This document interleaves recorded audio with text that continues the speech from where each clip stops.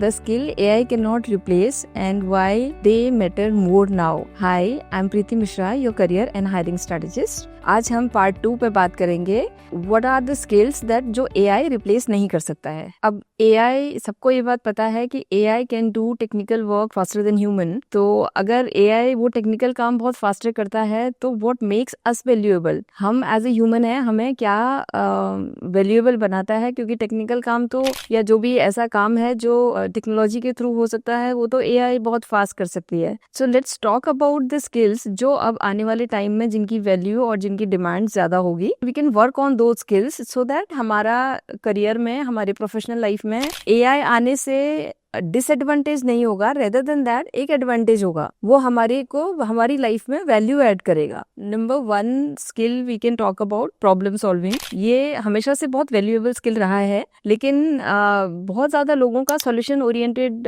Mindset नहीं होता है. बट आज की डेट में अगर हम देखें, क्योंकि टेक्नोलॉजिकली जो भी काम होगा वो AI के थ्रू बहुत फास्टर हो जाएगा, तो प्रॉब्लम सॉल्विंग स्किल्स पे हमारा जो स्किल है ह्यूमन का, वो क्योंकि AI क्या कर सकता है, AI हमें बहुत सारे ऑप्शंस दे सकता है. We need to understand and analyse कि व्हाट इज राइट. डिसाइड हमें ही करना है कि क्या सही है क्या नहीं है. आपके पास 4 ऑप्शन मिल गए हैं आपको कि ये चीजें हो सकती हैं, तो हमें उसमें से डिसाइड करना है कि हमारा क्या हमारे लिए सही है. तो प्रॉब्लम सॉल्विंग स्किल जो है वो एक बहुत वैल्यूएबल स्किल होने वाला है आने वाले टाइम में. पहले भी था बट अब और उसकी वैल्यू बढ़ जाएगी. उसमें हमारा जैसे रिस्क असेसमेंट है, अगर किसी भी चीज का कोई भी प्रोजेक्ट है, कोई भी कुछ भी चीज हम कर रहे हैं, उसका जो रिस्क असेसमेंट है वो हम एज ए ह्यूमन, अगर हमारा प्रॉब्लम सॉल्विंग स्किल अच्छा होगा, अगर हम उसमें स्ट्रांग होंगे, तो हमारा वो रिस्क असेसमेंट स्किल हमारा बढ़िया होगा. और अगर हमारा जितना ही स्ट्रांग होगा उतना ही वो हमारी प्रोफाइल में वैल्यू ऐड करेगा. एनालिटिकल थिंकिंग,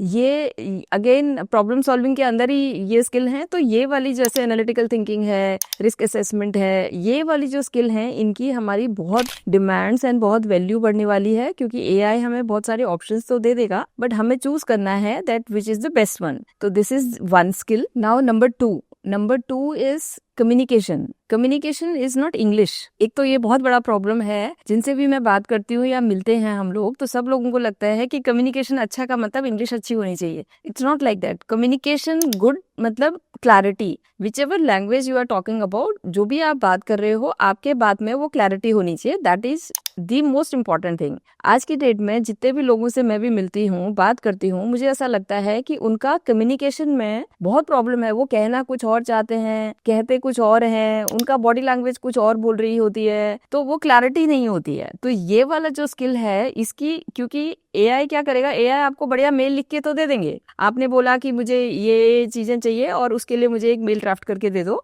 तो AI की तरफ से आपके पास मेल ड्राफ्ट तो हो जाएगा. But AI can not solve conflicts. अगर कोई कॉन्फ्लिक्ट्स हैं तो उसको AI सॉल्व नहीं कर सकते हैं.